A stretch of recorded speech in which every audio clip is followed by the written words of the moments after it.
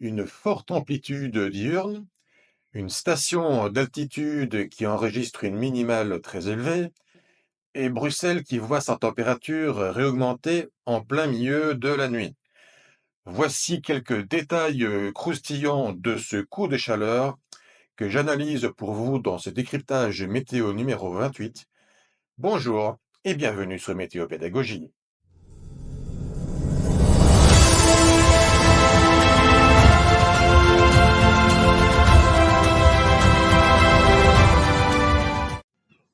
Le premier élément croustillant que j'ai noté dans ce coup de chaud, c'est à la station bruxelloise de Uccle.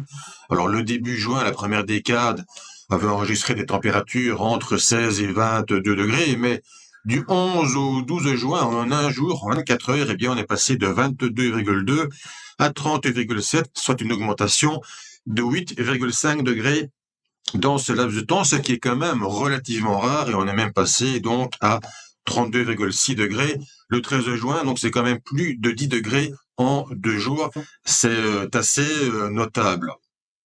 Un corollaire de tout ceci, c'est l'évolution de la température dans cette même station d'Uccle, le même 12 juin. On est passé de température minimale de 12,5 degrés, ce qui est pas spécialement chaud pour un 12 juin, à une température maximale de 30,7 degrés, soit une amplitude diurne quand même de 18 degrés. Parce que finalement, quand on a 30,7 degrés en pleine journée, normalement on part de 14, 15, éventuellement 16 degrés, mais on ne part pas de 12,5 degrés. Donc un deuxième détail croustillant, bon, qui rejoint évidemment un peu le premier, mais qui montre quand même que ce petit coup de chaleur était vraiment intéressant et c'est loin d'être fini. Comment explique-t-on tout ceci? Eh bien, il suffit de prendre l'archive du modèle allemand qui court du mercredi 11 juin au jeudi 12 juin, donc à la température maximale vers 18 heures. Et qu'est-ce qu'on va constater? Eh bien que au départ, on a la limite 10 degrés, mais on a progressivement l'air à 12, 14, 16 et même 18 degrés dans le nord-est de la France qui envahit la Belgique dans la nuit du 11 ou 12 juin et surtout le 12 juin. Donc c'est cela qui permet d'expliquer cette évolution thermique assez rapide. Donc c'est quand même, à mon avis, un détail vraiment intéressant de ce coup de chaud.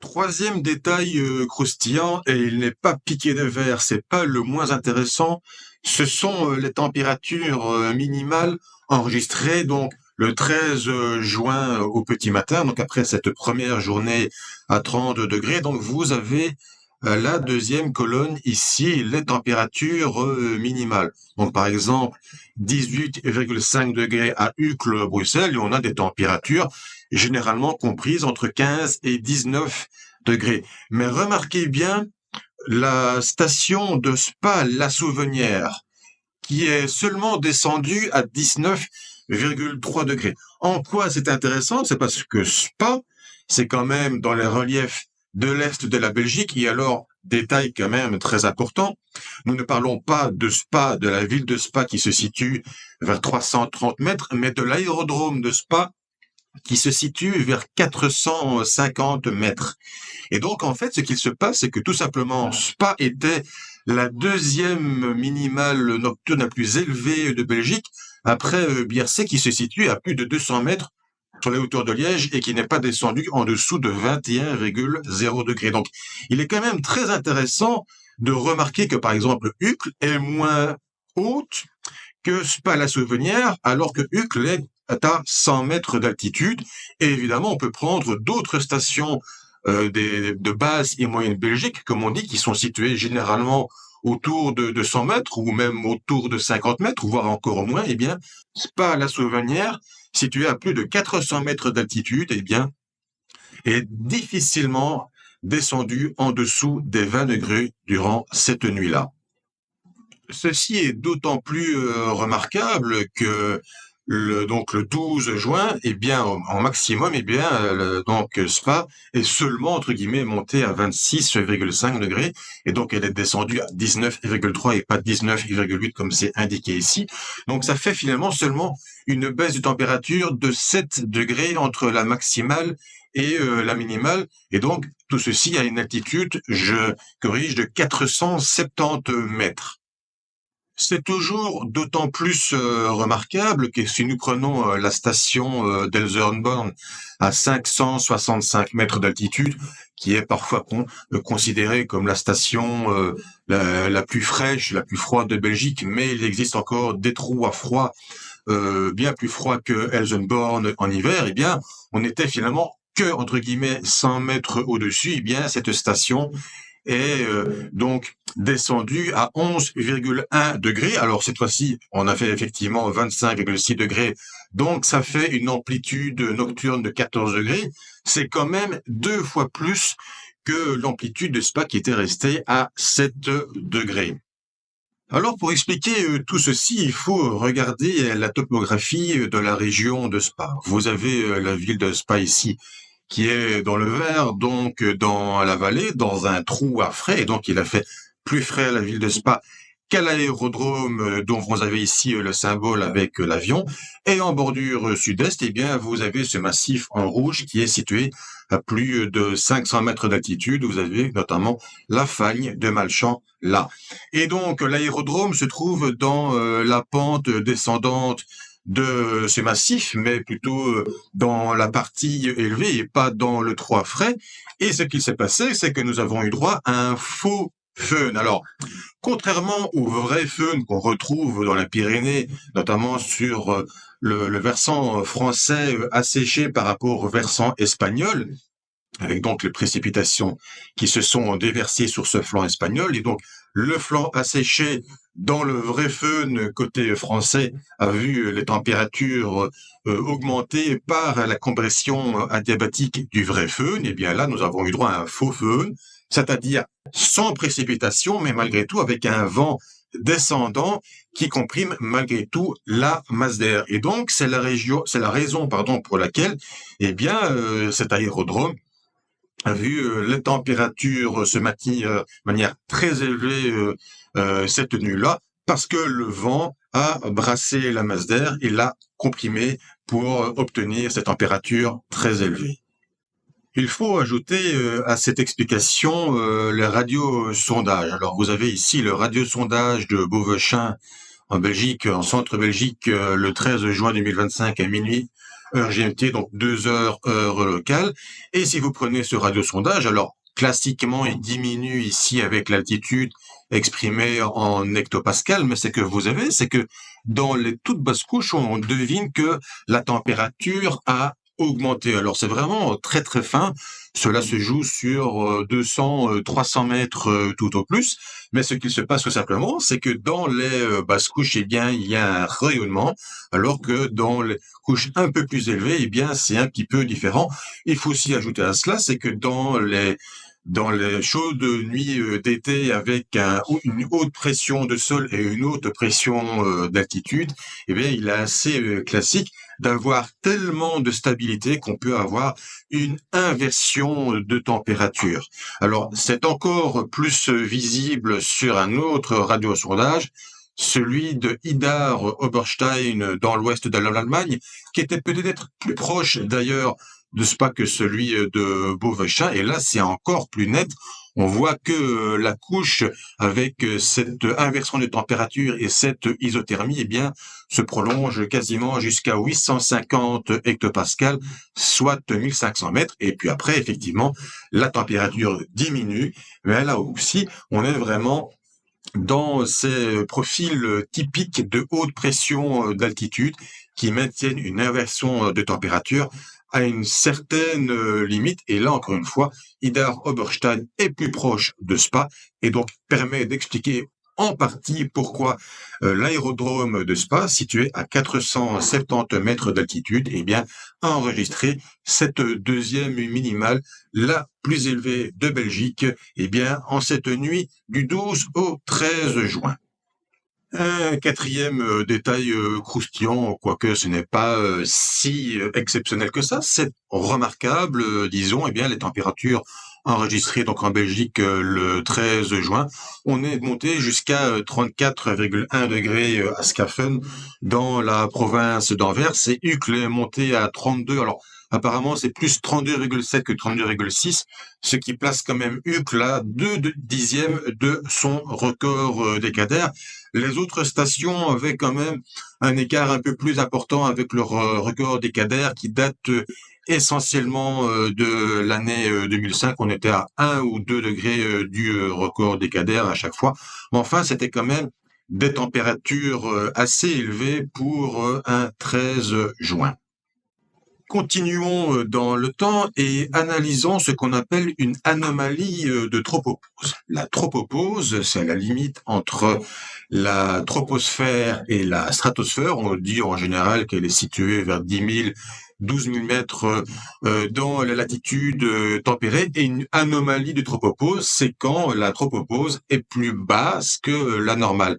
Et on peut le voir avec tout simplement les couleurs qui se situent là, les couleurs bleues, donc à l'ouest de la France, la Grande-Bretagne et l'Irlande, vous avez quand même des zones en bleu, ce qui signifie qu'on était quand même avec une anomalie du tropopause, donc une limite, située vers 6000 mètres d'altitude à certains endroits, donc c'est quand même sacrément bas, alors que sur le continent, on était encore clairement dans le jaune, donc avec une tropopause qui est plus située vers 11 000, 12 000 mètres.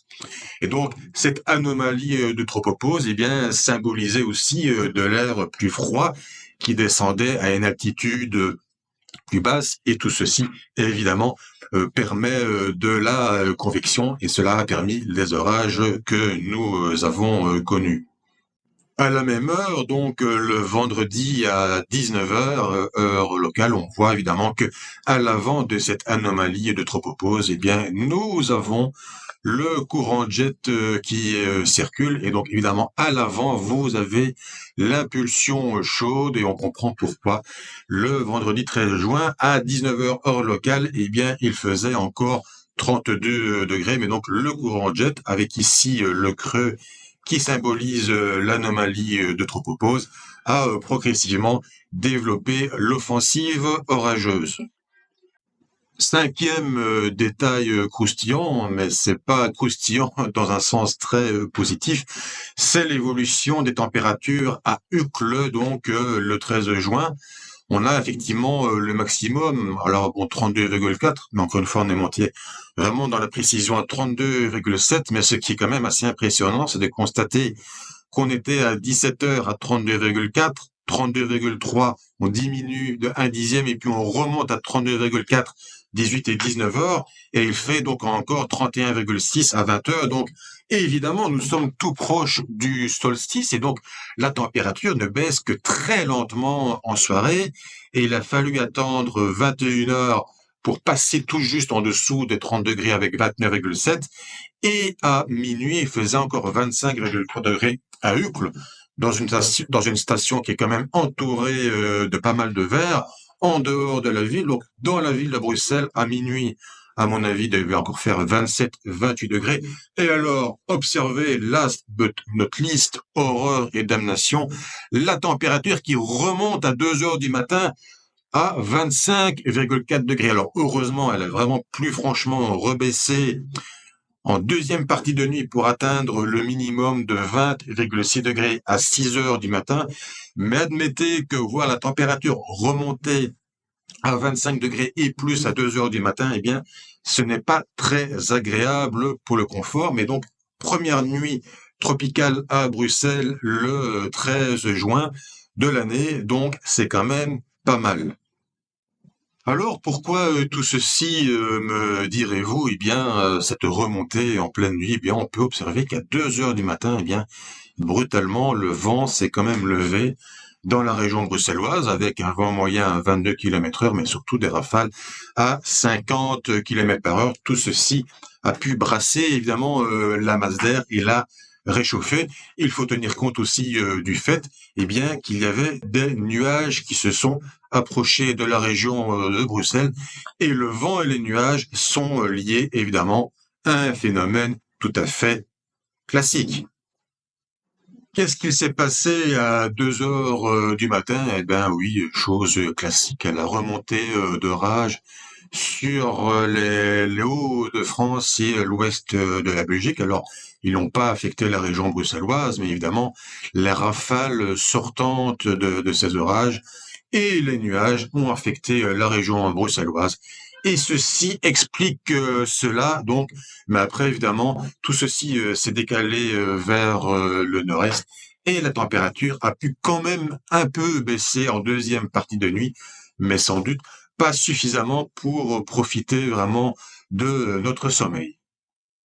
Sixième détail croustillant, et là aussi il n'est pas amusant, ce sont les points de rosée relevés donc le 13 juin à 19 heures heure de Paris. On voit vraiment des zones orangées, voire rouges sur tout l'ouest de la France et puis qui remontent vers le Benelux.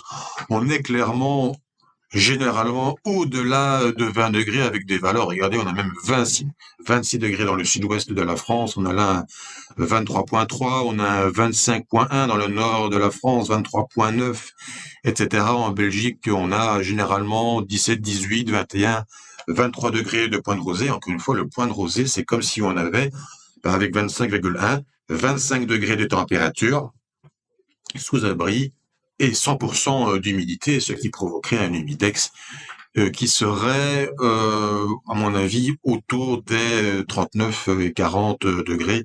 C'est vraiment de l'air très très lourd, très désagréable, et on comprend pourquoi il y a eu le développement d'orages. Pour un peu résumer tout ceci, prenons l'animation de vapeur d'eau du vendredi soir et on peut deviner plusieurs choses. On a effectivement le courant jet que je vous ai montré ici, à l'avant duquel vous avez les développements orageux donc en vert, dans la zone de pointe rosée très élevée, mais à l'arrière de tout ceci, vous avez le creux avec l'anomalie de tropopause froide et sèche en jaune, alors que, évidemment, en vert, vous avez à ce moment-là une couleur beaucoup plus humide, donc sous les orages. Et alors, si on continue le courant jet, il monte vers le nord ainsi, et puis il redescend sur l'Europe centrale et orientale, ainsi avec l'animation des nuages qui redescendent vers le sud. Et donc, vous avez ici la crête atlantique qui est remplie d'air chaud d'altitude. Et bien donc, cette animation satellite résume très très bien ce coup de chaleur. Qui dit coup de chaleur dit journée de transition. On est sur la pointe Bretagne à moins de 20 degrés. Sur le reste de la Bretagne et sur la façade atlantique en remontant vers l'ouest du Benelux entre 20 et 25 degrés. En partant du nord de la Nouvelle-Aquitaine à travers la région centre Val-de-Loire et puis en remontant vers l'Allemagne entre 25 et 30 degrés. Et sur le reste de la France, un grand quart nord-est et notamment en basse vallée du Rhin, 30 à 35 et même 35,9 degrés dans la région strasbourgeoise. Et évidemment, c'est dans cette zone-là qu'on va encore retrouver des orages. Cette journée de transition se voit très bien sur la carte des températures au niveau 850 hectopascales le samedi 18 juin du modèle allemand. Et on peut deviner, on a encore les 18 degrés au niveau 850 hectopascales. Encore une fois, rajoutez les 16, 17 degrés et vous comprendrez pourquoi, on a encore atteint les 35 degrés vraiment localement dans le nord-est de la France. Mais donc, on a les différents isothermes, plus 16, plus 14, plus 12, plus 10 et même plus 8. Donc, en allant vers la Normandie, ça fait quand même Bah, plus de 10 degrés d'ouest en est et on comprend pourquoi. On a effectivement, on n'a pas, là, évidemment, c'est un zoom du supercalculateur allemand qui ne va pas jusqu'en Bretagne, mais donc en Normandie, eh bien, il faisait plutôt 22 degrés. On comprend pourquoi. Il y avait effectivement 12 degrés de différence entre la Normandie et l'Alsace. Voilà donc pour ce décryptage météo numéro 28, très centré autour de la topoclimatologie, cette climatologie variant en fonction de la topographie et donc du relief. Je tiens une partie de mes informations de la part d'un ami très cher pour qui la topoclimatologie est plus qu'une source d'intérêt, c'est une source de passion et je le remercie beaucoup pour toutes ces informations. Il se reconnaîtra évidemment. Nous aurons l'occasion une autre fois de parler des orages, ces phénomènes très médiatisés qui ont rythmé notre vie ces derniers jours avec ce coup de chaleur. En tout cas, j'espère que ce décryptage météo vous aura plu. Vous savez ce qu'il vous reste à faire. Les pouces bleus, les abonnements, les partages, les clochettes après les abonnements, etc., etc. Et je vous donne rendez-vous jeudi soir 21 heures pour le direct météo numéro 4 où, à mon avis, nous n'avons pas fini de parler de chaleur. Salut!